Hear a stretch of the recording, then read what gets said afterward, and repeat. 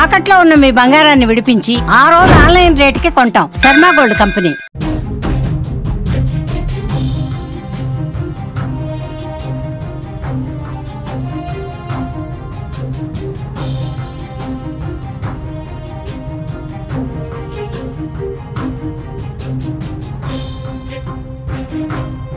భారత్ పాకిస్తాన్ సరిహద్దుల్లో యుద్ధ మేఘాలు కమ్ముకున్నాయి.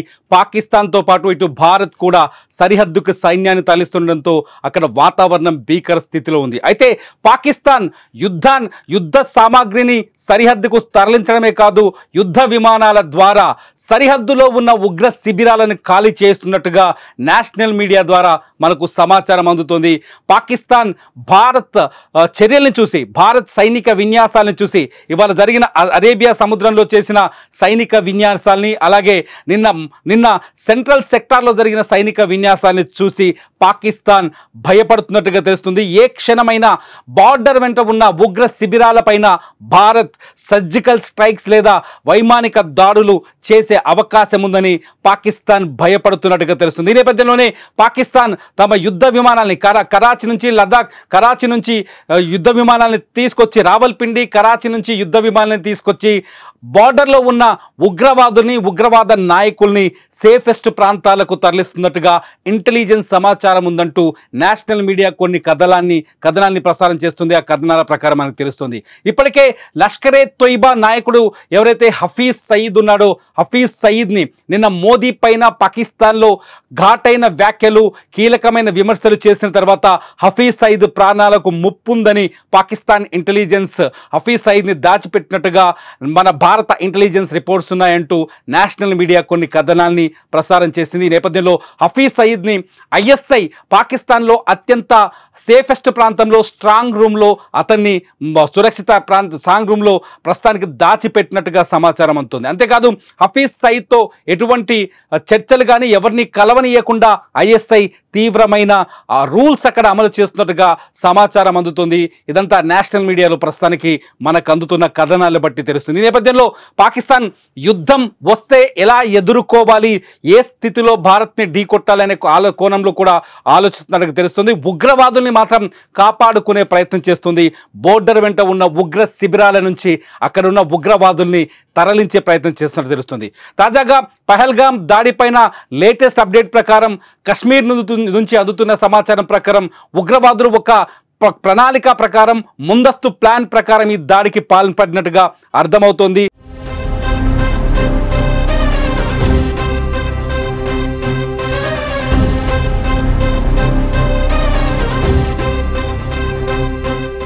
కొద్ది రోజుల క్రితమే పాక్ ఆక్రమిత కశ్మీర్లో హమాస్ నాయకులు ఎవరైతే ఇజ్రాయిల్లో విధ్వంసాన్ని, బీభత్సాన్ని సృష్టించిందో హమాస్ ముఠా ఉగ్రవాద సంస్థతో హఫీజ్ సయీద్కి సంబంధించిన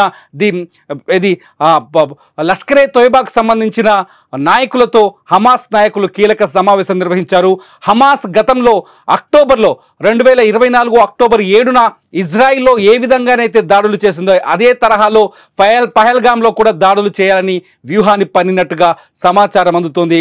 ఈ నేపథ్యంలోనే ఎక్కడైతే సెలబ్రేషన్స్ జరుగుతాయో సెలబ్రేషన్స్ పైన అటాక్ చేయాలని హమాస్ ఇచ్చిన ఒక మ్యాప్ ప్రకారమే లష్కరే తోయిబాకు సంబంధించిన ది రెసిస్టెంట్ ఫ్రంట్ కశ్మీర్లో ఈ దాడికి పాల్పడినట్టుగా మనకు అర్థమవుతోంది, సమాచారం అందుతుంది. ఇప్పటికే కశ్మీర్లో అన్ని చోట్ల జల్లెడ పడుతున్నారు.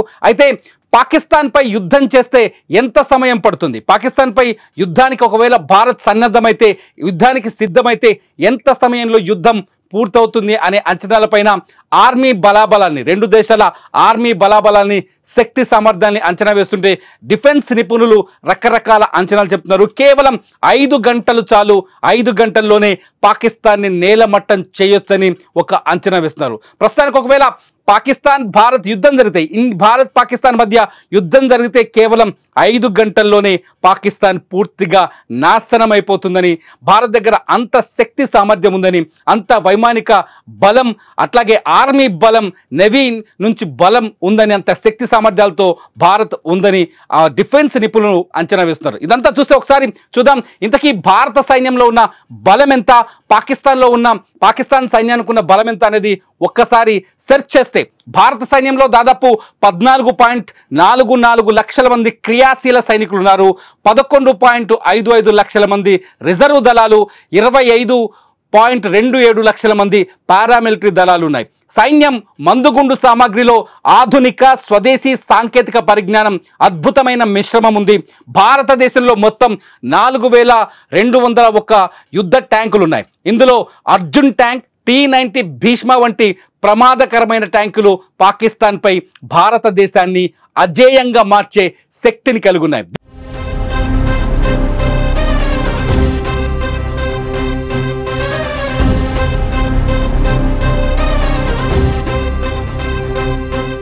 దీంతో పాటు భారత సైన్యం వద్ద పినాకా రాకెట్ వ్యవస్థ, బ్రహ్మాస్ క్షిపణులు, బోఫోర్స్, హువిట్టర్ తుపాకులు ఉన్నాయి. ఈ ఆయుధాలు శత్రువులను సులభంగా ఓడించగలగడంలో దిట్ట అని డిఫెన్స్ నిపుణులు అంచనా వేస్తున్నారు. దీంతో పాకిస్తాన్ పైన ఒకవేళ యుద్ధం జరిగితే భారత దగ్గర ఉన్న ఆర్మీ సంపత్తి, ఆయుధ సంపత్తి చాలు పాకిస్తాన్ కేవలం 5 గంటల్లోనే విధ్వంసం సృష్టించవచ్చు పాకిస్తాన్లోని ఒక అంచనా వేస్తారు. పాకిస్తాన్ సైన్యం గురించి మాట్లాడుకుంటే వారి దగ్గర, పాకిస్తాన్ దగ్గర ఉన్న సైన్యం ఎంత ఉందని ఒకసారి లెక్కలు తీస్తే ఇంటర్నెట్లో అందుబాటులో ఉన్న సమాచారాన్ని క్రోడీకరించి చూస్తే కేవలం 6,54,000 మంది క్రియాశీల సైనికులు మాత్రమే ఉన్నారు. వీళ్ళు ప్రస్తుతం ఆఫ్ఘనిస్తాన్, బలూచిస్తాన్ ఏరియాలో పనిచేస్తున్నారు.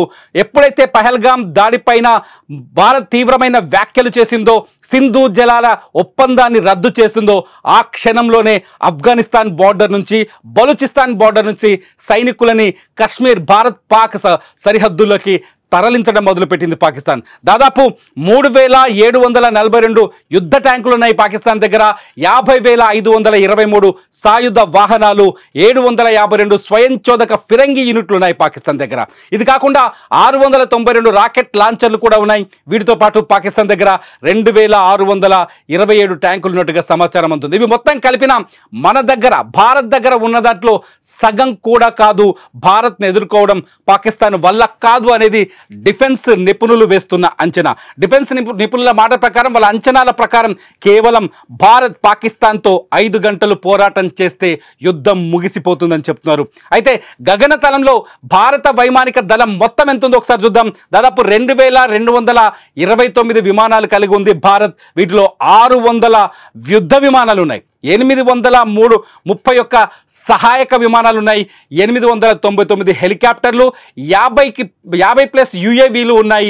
వీటితో పాటు భారతదేశం అత్యంత ఆధునిక యుద్ధ విమానాలను కలిగి ఉంది. ఇందులో రాఫెల్ ఫైటర్ జెట్, అట్లాగే Sukhoi Su-30 MK, Mirage 2000, MiG-29 fighter జెట్లు ఉన్నాయి. ఇప్పటికే సర్జికల్ స్ట్రైక్స్లో ఈ యుద్ధ విమానాలు తమ సత్తాను చూపించాయి. పాకిస్తాన్కి భారత్ రుచేంటో దెబ్బ ఎలా ఉంటుందో ఇప్పటికే చూపించాయి.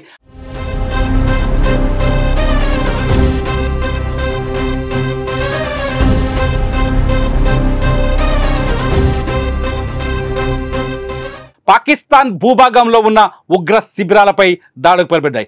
పాకిస్తాన్ వద్ద ఏమున్నాయని ఒకసారి ఆలోచిస్తే కేవలం 339 యుద్ధ విమానాలు మాత్రమే ఉన్నాయి. వాటిలో 322 ఫైటర్ జెట్లు, 64 రవాణా విమానాలు, 565 శిక్షణ విమానాలు, 373 హెలికాప్టర్లు ఉన్నాయి. వాటితో పాటు 57 దాడి చేసే హెలికాప్టర్లు, 4 వైమానిక ట్యాంకర్లు ఉన్నాయి. సో ఇక్కడ కూడా భారత్ వైమానిక దళమే బలంగా కనిపిస్తుంది. అందుకే డిఫెన్స్ నిపుణులు చాలా స్పష్టంగా చెప్తున్నారు, యుద్ధం వస్తే 5 గంటలు చాలు భారత్కి పాకిస్తాన్ని నాశనం చేయడానికి. కానీ ప్రస్తుతానికి బార్డర్లో ఉద్రిక్త పరిస్థితులు నెలకొన్నప్పటికీ కూడా పాకిస్తానే కవ్వింపు చర్యలకు పాల్పడుతుంది. పాకిస్తాన్ ఇవాళ ఉదయం కూడా పాకిస్తాన్ సైన్యం LOC చుట్టూ కాల్పులకు పాల్పడింది. వరుసగా పహల్గాం దాడి జరిగిన తర్వాత 3 రోజులు వరుసగా కవ్వింపు చర్యలకు పాల్పడుతుంది పాకిస్తాన్ సైన్యం. జమ్మూ కాశ్మీర్లో ఉన్న LOC చుట్టూ కాల్పులకు పాల్పడుతుంది. ఎప్పటికప్పుడు భారత సైన్యం వారికి ధీటుగా సమాధానం చెబుతున్నాయి. అయినప్పటికీ పాకిస్తాన్ కయ్యానికి కాలు దూతున్నట్టుగా పైకి పాకిస్తాన్ ప్రధానమంత్రి పహల్గాం దాడిపైన పారదర్శకమైన విచారణ జరగాలని మాటలు మాట్లాడుతున్నప్పటికీ లోపల మాత్రం పాకిస్తాన్ తన కుట్రపూరిత మనస్తత్వాన్ని బయటపెడుతోంది. పాక్ సైన్యం కూడా ఉగ్రవాదులకు సమానంగా ప్రవర్తిస్తున్నారు. ఎటు శాంతికి సంబంధించిన అడుగులు కనిపించట్లేదు పాకిస్తాన్ నుంచి. ఇటు భారత్ ఇప్పటికే పాకిస్తాన్ సరిహద్దు గుండా ఎక్కడెక్కడైతే వ్యూహాత్మకమైన ప్రాంతాలు ఉన్నాయో ఆ వ్యూహాత్మకమైన ప్రాంతాల చుట్టూ ఆర్మీని బదలాయించింది, యుద్ధ విమానాల్ని బదలాయించింది. ఇప్పటికే రాఫెల్ MiG-29 లాంటి రాఫెల్ లాంటి ఒక యుద్ధ విమానాల్ని పంజాబ్ నుంచి, బంగ్లాదేశ్, పశ్చిమ బెంగాల్ నుంచి కశ్మీర్ సరిహద్దులకు తరలించినట్టుగా సమాచారం అందుతుంది. ఇప్పటికే సెంట్రల్ సెక్టార్లో భారత వైమానిక దళం తమ సత్తా ఏంటో నిరూపించేందుకు ఒక ఆక్రమణ్ ఎక్సర్సైజ్ చేసింది, ఆక్రమణ్ యుద్ధ విన్యాసం చేసి చూపించింది. ఈ యుద్ధ విన్యాసం కేవలం పాకిస్తాన్కి మాత్రమే కాదు, భారత్ మీద వక్ర బుద్ధితో ఉన్న ఇతర శత్రు దేశాలను కూడా బెదిరించే విధంగా కనిపిస్తుంది. ఇటు INS విక్రాంత్తో పాటు సముద్ర జలాల్లో పోరాటానికి సిద్ధంగా ఉన్న నావికా దళం తమ శక్తి సామర్థ్యాన్ని ప్రదర్శించే ప్రయత్నం చేస్తుంది. ఇవాళ అరేబియా సముద్రంలో నావికా దళం తమ దగ్గరున్న ఆయుధ సామాగ్రికి సంబంధించిన శక్తి ప్రదర్శనను చేసింది. దీంతో భారత నవీ కూడా యుద్ధానికి సిద్ధంగా ఉన్నామంటూ పాకిస్తాన్కి హెచ్చరికలు జారీ చేసినట్టు కనిపిస్తుంది. మొత్తంగా చూస్తే ప్రధాని మోదీ కూడా ఇవాళ తన మన్ కీ బాత్లో చాలా స్పష్టంగా చెప్పారు, కశ్మీర్లో జరుగుతున్న అభివృద్ధిని తట్టుకోలేకే ఉగ్ర దాడికి పాల్పడింది పాకిస్తాన్. లష్కరే తోయిబా సాయంతో, ది రెసిస్టెంట్ ఫ్రంట్ సహాయంతో యుద్ధం చేసి భారత్లో విధ్వంసం సృష్టించే ప్రయత్నం చేసిందంటూ ప్రధాని మోదీ కూడా ఇవాళ తీవ్రమైన వ్యాఖ్యలు చేశారు. ఈ నేపథ్యంలో యుద్ధం వస్తే పాకిస్తాన్ పరిస్థితి ఏంటి అన్నది ఇప్పుడు ప్రపంచవ్యాప్తంగా చర్చ జరుగుతుంది. కేవలం నేషనల్ మీడియా మాత్రమే కాదు, ఇంటర్నేషనల్ మీడియా కూడా భారత్ పాకిస్తాన్ సరిహద్దుల గురించి, రెండు దేశాల్లో కొనసాగుతున్న ఉద్రిక్త పరిస్థితుల గురించి లైవ్ రిపోర్టింగ్ అందిస్తున్నాయి. కశ్మీర్లో ప్రస్తుతానికి అత్యంత ఉత్కంఠమైన వాతావరణం కనిపిస్తోంది. కశ్మీర్ ప్రజలు ఒకవైపు ఆందోళనలో ఉన్నారు, తమ ఉపాధికి తీవ్రమైన ఆటంకం కలిగిందని ఉగ్రదాడితో కశ్మీర్ అట్టుడికిపోతుంది. ఇటు ఆర్మీ కూడా ఎవరైతే ఉగ్రవాద కార్యకలాపాలకు దగ్గరగా ఉన్నారో వాళ్ళ ఇళ్లను టార్గెట్ చేస్తూ ఆర్మీ కూడా దాడులకు తెగబడుతోంది. చాలా చోట్ల దాదాపు 12 మంది ఉగ్రవాదుల్ని, తూర్పు కశ్మీర్లో దాదాపు 12 మంది ఉగ్రవాదుల ఇళ్ల స్థావరాన్ని గుర్తించి వాళ్ళ ఇళ్లని నేలమట్టం చేసినట్టుగా మనకు సమాచారం అందుతుంది. నేషనల్ మీడియాను చూస్తుంటే మనకు ఆ విజువల్స్ కూడా కనిపిస్తాయి. మొత్తంగా భారత్ పాకిస్తాన్ మధ్య ఉద్రిక్తభరితమైన వాతావరణం కనిపిస్తుంది. ఒకవేళ యుద్ధం వస్తే కేవలం 5 గంటలు చాలంటూ డిఫెన్స్ నిపుణులు చెబుతున్న మాటలు చూస్తుంటే ఏ ఉత్కంఠమైన పరిస్థితులు ఏ విధంగా ఉన్నాయో మనం అర్థం చేసుకోవచ్చు. ఇంతకీ భారత్ పాకిస్తాన్ నిన్న ప్రధాని మాట్లాడినట్టుగా పాకిస్తాన్ శాంతి వైపు అడుగులు వేస్తుందా, లేకపోతే కాల్పులు జరుపుతూ నిత్యం LOC వెంట కాల్పులు జరుపుతూ కవ్వింపు చర్యలకు పాల్పడుతున్న పాకిస్తాన్కి బుద్ధి చెప్పాల్సిన అవసరం ఉందా? ఈ వీడియో కింద మీరు తప్పకుండా కామెంట్ చేయండి. మీ కామెంట్స్ పైన నేను మరో వీడియో చేస్తా. చూస్తూనే ఉండండి సుమన్ టీవీ.